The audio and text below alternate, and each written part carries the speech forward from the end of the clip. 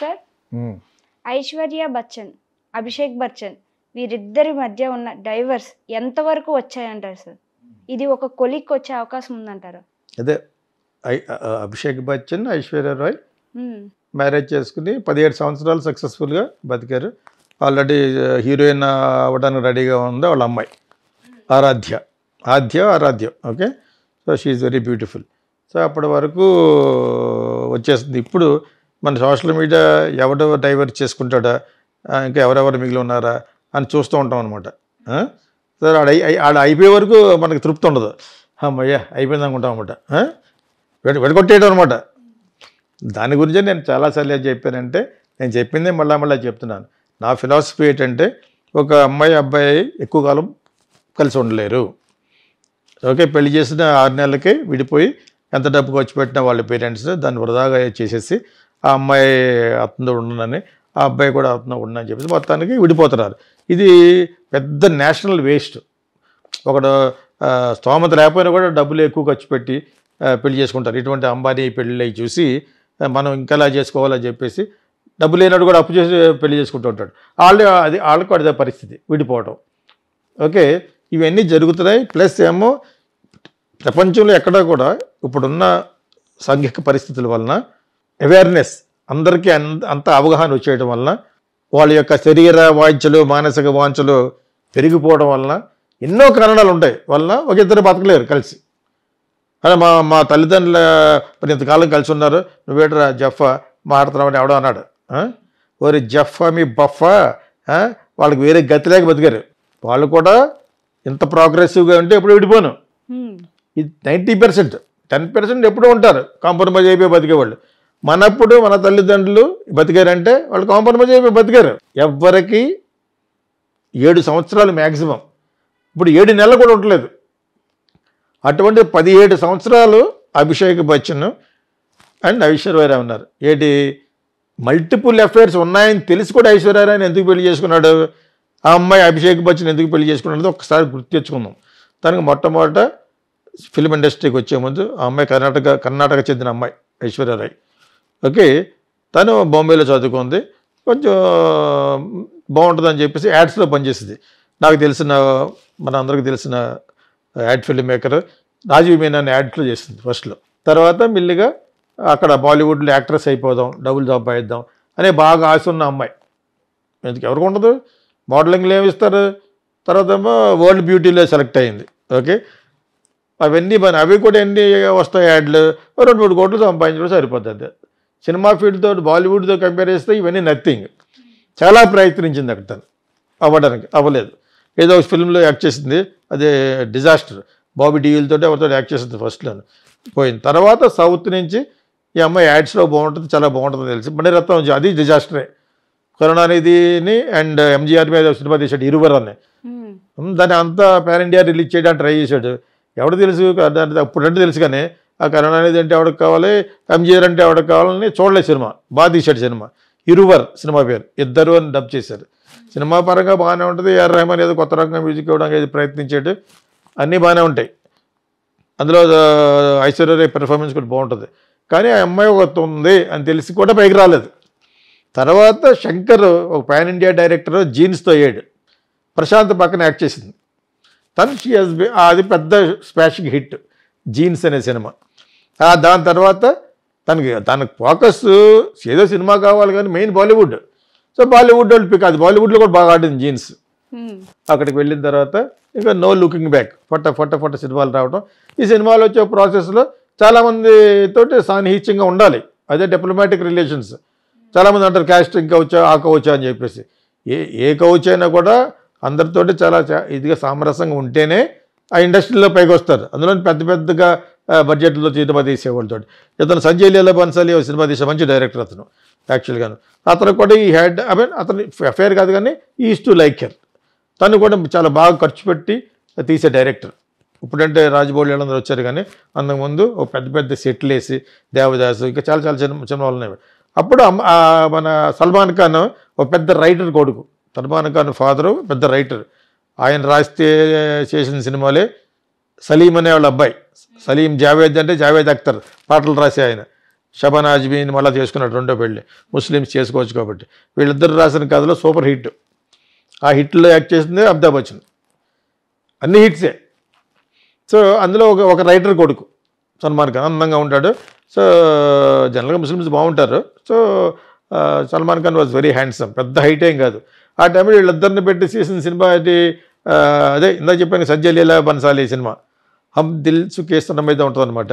So ఇలా అన్ని hit కాంబినేషన్లో మనవాడు కొంచెం అగ్రెసివ్గా లవ్లో పడిపోయి ప్రేమికుడు.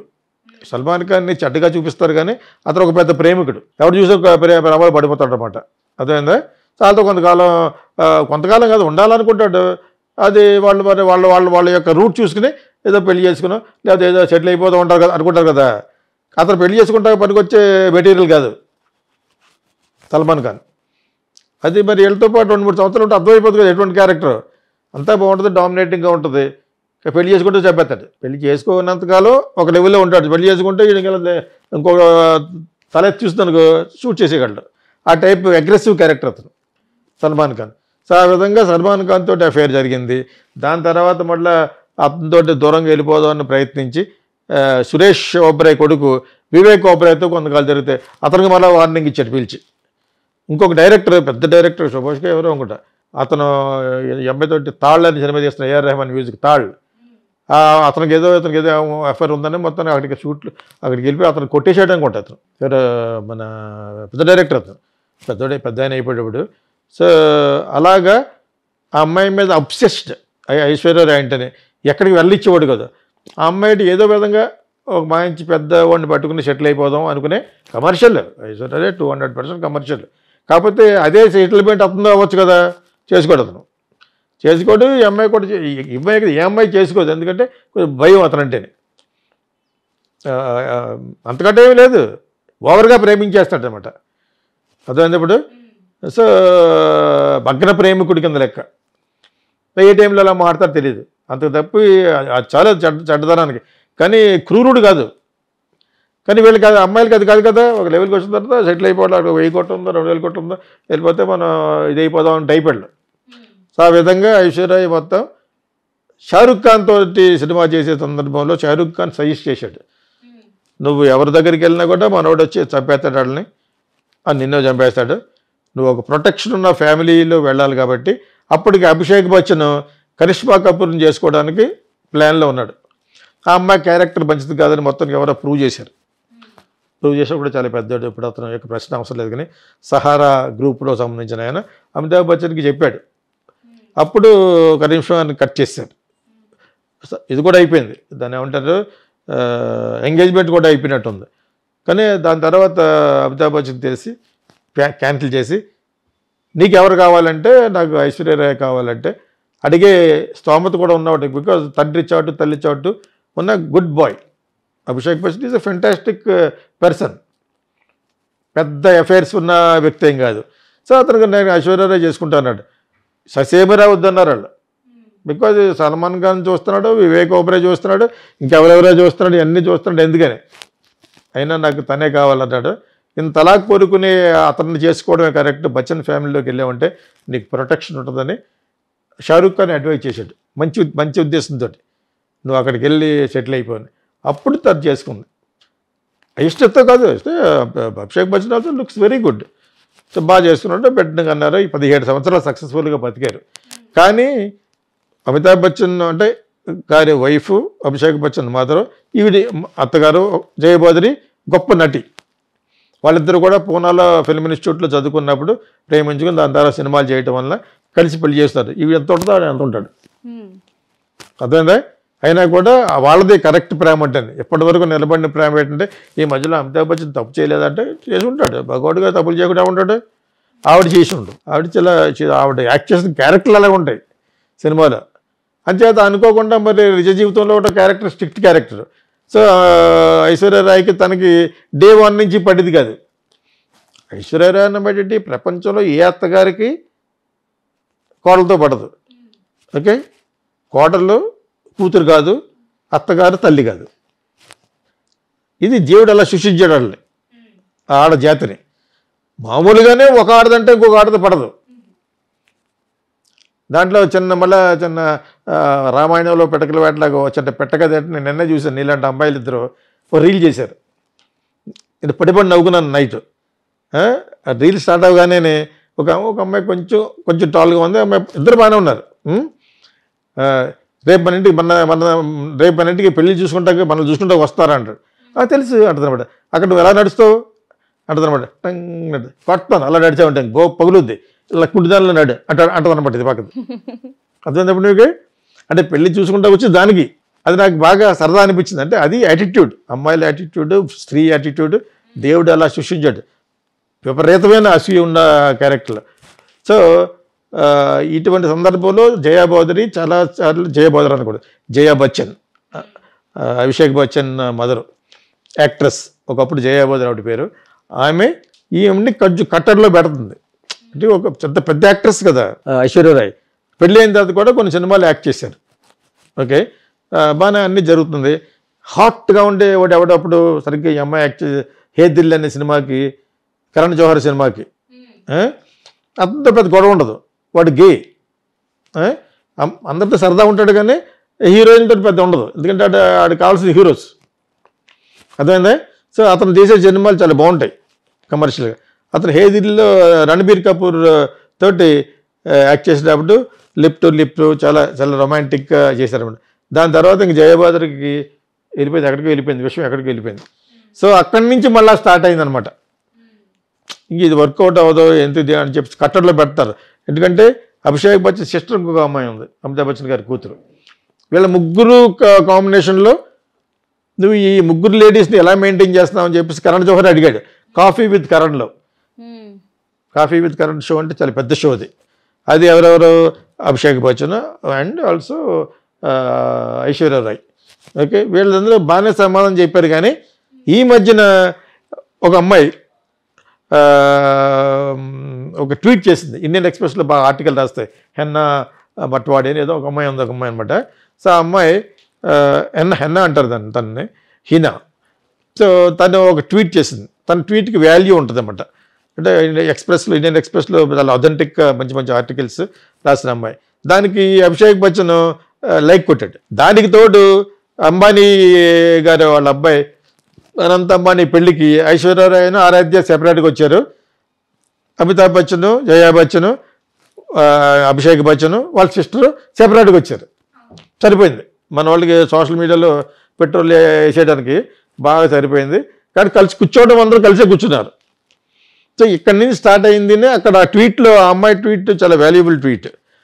ఓకే, తను చేసిన దానికి అతను లైక్ చేయటం, ఇవన్నీ కలిసి డైవర్ట్ చేయబోతున్నారా అనే దాన్ని ఇప్పుడు ఒక పెద్ద న్యూస్ లాగా పెట్టారు. మేబీ కరెక్ట్ అయ్యి ఉండొచ్చు. సెపరేట్గా ఎందుకు వచ్చారని నువ్వు వెళ్ళి నేను తర్వాత వస్తానని కూడా అనొచ్చు. కానీ మన వాళ్ళకి అన్నీ కావాలి కాబట్టి ఇప్పుడు చిన్న చిన్న న్యూస్ చూసాం, మనమే చెప్పాం. ముఖేష్ అంబానీ వైఫ్ ఆమె షారూఖ్ ఖాన్ రాగానే చాలా ఎక్కువ గౌరవించుకుందని. ఎందుకు ఎక్కువ మాట్లాడడం వస్తుంటే ఇద్దరు ఒకటే ఏజ్ ఉంటే తనే ఒక సంవత్సరం పెద్ద ఉండాలి. కానీ ఆమె షారూఖ్ ఖాన్ ఆవిడ Nita Ambani there are same age. ఆ కౌగిలింతలో మనం ఏమనుకుంటాం, కెమెరా పైన పెట్టినప్పుడు రకరకాలుగా అనుకుంటారు. ఇండియా కాబట్టి ఇది అర్థమైనప్పుడు ఇండియా అంటే ప్రపంచంలో ఎక్కడైనా మాట్లాడుకుంటారు. Because they are important figures, real celebrities వాళ్ళు. Shahrukh Khan is a real celebrity, Nita Ambani is a real celebrity in the riches wise అనమాట. సో అటువంటి వాళ్ళు వీళ్ళు సెపరేట్గా కూర్చోలేదు కానీ ఒకే చోట కూర్చున్నారు.